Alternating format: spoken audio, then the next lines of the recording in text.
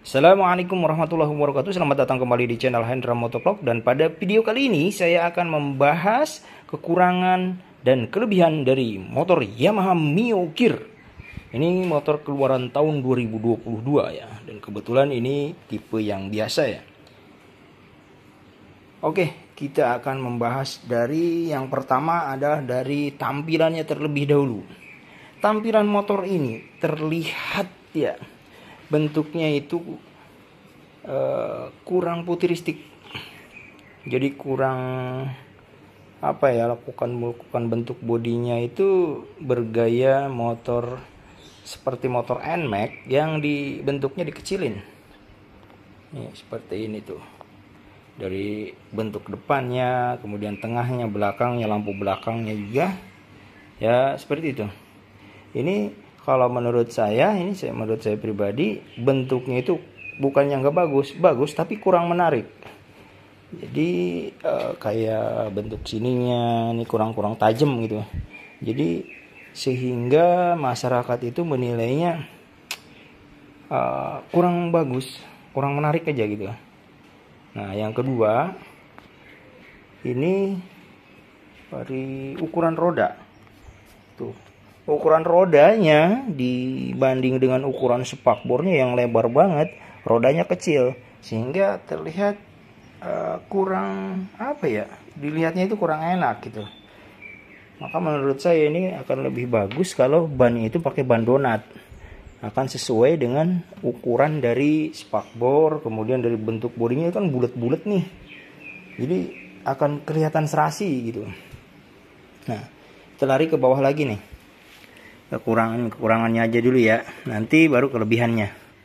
Ini shockbreaker ini jaraknya pendek banget, jadi jarak mainnya itu dekat, sehingga kemungkinan akan lebih kurang mengayun, sehingga akan kerasa breg agak keras gitu. Bukan keras ya, cuman kurang nyaman aja dipakainya kalau bentuknya seperti ini. Di samping itu, ini poros as roda depan nih, ini ditempatkannya di bagian belakang. Memang untuk kestabilan ini akan didapat, tapi untuk kenyamanan berkendara ketika melewati jalanan-jalanan yang kurang rata, keriting, atau bahkan ada lubang-lubang sedikit. Nah, seperti teman-teman tahu bahwa jalanan di Indonesia itu jarang sekali yang mulus ya, terkecuali jalan-jalan raya yang memang terawat bener-bener gitu, mungkin di daerah-daerah gitu. Jadi inilah kekurangan shockbreaker lah. PR buat Yamaha, shockbreakernya dibikin lebih smooth lagi, dibikin lebih empuk lagi gitu, biar nyaman berkendaranya. Lalu ini nih, kabel speedometer. Ini model kabel speedometer seperti ini itu model jadul banget. Jadi ini kekurangannya ini memerlukan perawatan kalau untuk model speedometer seperti ini, karena di kilometer tertentu pasti ini putus bagian dalamnya, nggak bakalan awet ya, nggak seperti motor-motor yang menggunakan putaran takometer ya, itu akan lebih awet, bahkan tidak perlu ganti, dan efeknya akan akurat terhadap motornya sudah menempuh jarak berapa kilometer. Lalu ke bagian peleknya. Pelek ini sudah digunakan oleh motor Yamaha Mio generasi pertama. Bentuknya masih kayak gini-gini aja, nggak ada perubahan. Ya mungkin memang ini udah bagus sih, cuman orang kan akan cenderung bosen ketika bentuknya seperti ini terus. Oke, ke yang lainnya sini, ke atas ke speedometer ya.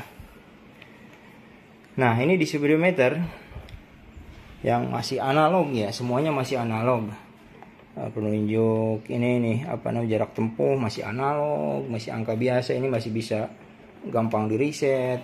Kemudian kecepatan masih pakai analog, jarum biasa gitu. Oke lah, ini mah nggak masalah mungkin ya, karena memang kompetitor yang lainnya juga masih menggunakan seperti ini. Tapi ini nih jarum bensin nih, jarum penunjuk bensin.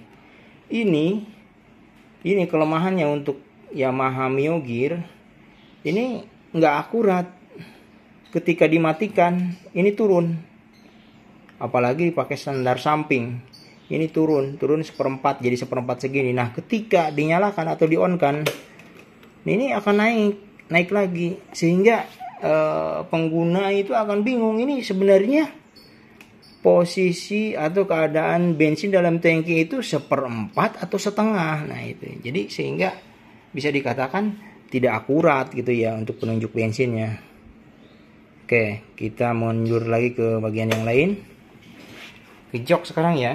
Ini kekurangan yang berikutnya, ini itu udah 1, 2, 3, 4, 5, ini yang ke-6 nih. Ini jok nih, joknya kurang rapih ya, pemasangan kulit joknya kurang rapih di sebelah sini, di bagian sini terutama, karena memang ini bentuknya ada lekukannya. Tapi seharusnya bisa rapih lah, sekelas pabrikan yang baik pun sebelah kiri ini dan kanan juga sama keriput begini. Ini terlihat kurang bagus. Lalu masih ada di bagian jok, kurangan yang ke-7 nih. Banyak banget kita nemuin kekurangannya. Ini ada susu. Nah, ini di bagian fiber jok ini saya menemukan ada yang kurang dari segi konstruksinya. Nah, dari beberapa kasus, bahkan saya pernah menemukan satu kasus real ya. Di sininya itu bagian sini pecah nih, di sini nih. Pecah ke sini. Penyebabnya adalah di sini itu dari sini nih, dari batas ini ke depan itu nggak ada penopangnya ke sini. Nah, kalau dari bagian belakang sininya nih, ini penopangnya pakai garis-garis seperti ini itu. Tuh sampai belakang itu, ini buat penopang, ini penopang ke sini, menahan ke bagian sini. Seharusnya ini bagian jok itu keliling sampai sini nih, ini ada penahannya, nahan ke sini, sehingga bagian fiber jok ini tidak akan rawan pecah. Yuk, yang pernah melihat atau pernah mengalami kasus bagian fiber jok ini pecah, siapa? Meskipun memang ketika duduk pengendara itu pasti di area sini, tapi tidak menutup kemungkinan ketika bawa anak atau bawa barang di bagian tengah jok sini, sehingga pengendara itu bisa ke bagian duduknya itu di ujung sini, sehingga disitulah akan timbul rawan pecah. Lalu apalagi nih? Oh iya, dari segi body sih kualitasnya sih lumayan ya. Lumayan, meskipun ini memang agak tipis, bener ada yang mengatakan ini tipis, ini lebih tipis karena memang untuk di zaman sekarang memang begitulah, dikurang-kurangin bahannya. Nah, ini boleh saya katakan motor NMAX motor Mio Gear ini mungkin ciplakannya dari Yamaha NMAX ya. Kalau dilihat tuh mirip-mirip tuh bagian belakangnya, bentuk lampunya juga miring begitu ke sini nih. Umumnya kan ke sini nih kalau biar futuristik nih. Kalau NMAX kan memang begitu, mengikuti satu arah dengan spakbor belakang. Tuh peleknya, kalau sok belakang oke lah, tidak ada masalah. Knalpot oke, bagus. Tinggal bentuk bodi, bentuk pelek tadi ya, terus kabel speedometer, terus jarum bensin, roda depan, ban depan sama ban belakang itu dibentuk, kalau dipasangkan ban donat sama peleknya yang lebih bagus mungkin bentuknya model-model kekinian gitu, shockbreaker diperhalus, diperlembut. Ini motor sebenarnya bagus, soalnya laku banyak yang suka, tapi karena itu banyak kekurangannya tadi yang saya sebutkan. Kalau sasis sih ini saya jamin bagus, kuat ya untuk sasis motor ini, tidak seperti merek yang sebelah gitu. Nah, tapi ya itulah kritik dari saya selama menggunakan motor ini, dan yang saya rasakan, yang saya lihat itu seperti itu tadi yang sebutkan. Kalau kelebihannya nih, bicara kelebihan untuk motor Yamaha Mio Gear, pertama akselerasinya cepat. Jadi akselerasi dari misalkan berjalan nih grinding di atas 20 mau sampai ke 80 itu cepet banget, saya akuin. Cepet banget akselerasinya. Cuman memang agak boros. Nah, agak boros sedikit, itu kemungkinan ya ini motor ketika dihidupkan seperti ini nih. Mohon maaf nih, sebentar saya hidupin ini, saya nyalain dulu. Nah, ketika dinyalakan kemudian kita akan jalan nih, ketika akan jalan ini perlu RPM yang lebih tinggi terlebih dahulu. Jadi nggak seperti motor-motor merek sebelah, gas sedikit kayak gini aja langsung jalan. Tapi ini harus di atasnya sedikit, mungkin beda sekitar 200 atau 300 RPM-an lah. Saya nggak bisa ngukur ya karena tidak ada takometer. Yang jelas ciri khas dari Yamaha dari dulu untuk Matic khususnya ya, ketika mau jalan pertama mau jalan, gasnya itu dalam banget. Dalam artinya butuh RPM lebih tinggi gitu untuk pertama motor jalan. Nah, di situ kan udah pastinya akan menambah konsumsi BBM ya. BBM-nya akan lebih boros. Terutama ketika melalui jalan-jalan yang mungkin macet atau apa, kita harus tersendat-sendat, langkah ibaratnya selalu stop and go lah, stop and go yang terlalu sering di situ akan menyebabkan konsumsi bahan bakar lebih banyak terpakai ya. Oke, kalau untuk ini nih lampu depan juga nih, lampu depan bulat, itu bagus ini lampunya bentuknya. Cuman harusnya dibarengin dengan apa, bentuk ini juga jangan lancip, ini harus bulat juga jadi kesannya serasi gitu. Kalau yang lainnya sih oke, tenaga bagus, asis bagus. Bentuk juga meskipun memang mungkin tergantung selera masing-masing ya, tapi nyatanya untuk bentuk banyak yang menyukai untuk orang Indonesia itu bentuknya itu yang simpel-simpel tapi tajam gitu, futuristik.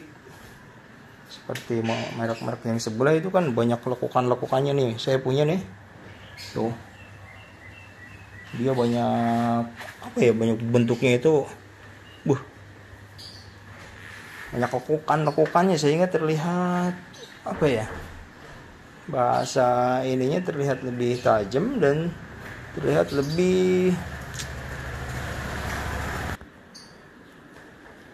lebih futuristik ya. Jadi enak aja gitu dilihatnya kalau memang bentuknya bagus itu. Karena yang pertama itu orang ketika mau membeli sesuatu barang itu pasti melihat dulu.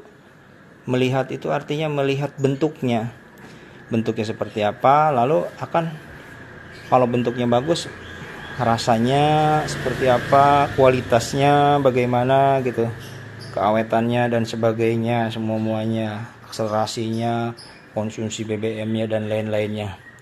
Dan yang menjadi kelebihan Yamaha itu di sini. Satu lagi nih.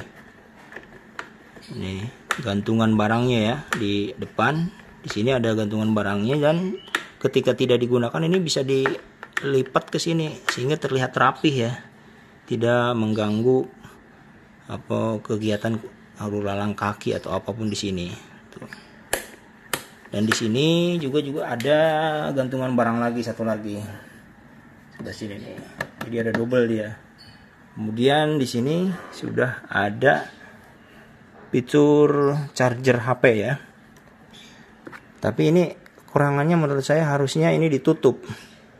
Jadi ketika ngecas HP terus ada crash atau apapun, HP-nya nggak terlempar, atau mungkin lagi melewati jalan-jalan yang nggak rata, tiba-tiba ada guncangan, juga tidak keluar, HP-nya tidak jatuh, jadi aman ya. Ini sebaiknya ditutup, tapi jangan terlalu rapat, khawatirnya panas.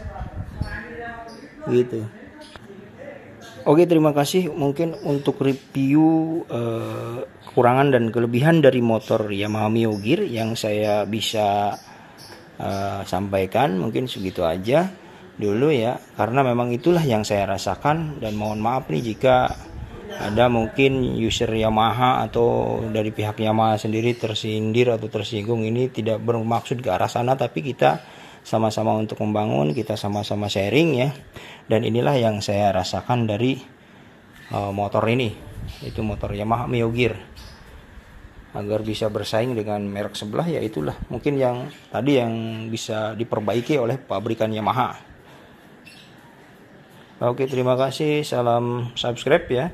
Jangan lupa untuk subscribe, like, and share ke teman-teman semua agar video ini bisa bermanfaat, terutama mungkin bagi teman-teman yang mau membeli motor Yamaha. Yaitulah kekurangannya di situ dan kelebihannya juga masih banyak hal yang belum bisa saya ungkapkan. Kelebihan-kelebihannya di sektor mesinnya juga bagus ya, dan lain-lainnya. Oke, terima kasih. Salam dari Hendra Motovlog dari Cibitung, Bekasi, Kabupaten. Terima kasih. Wassalamualaikum warahmatullahi wabarakatuh.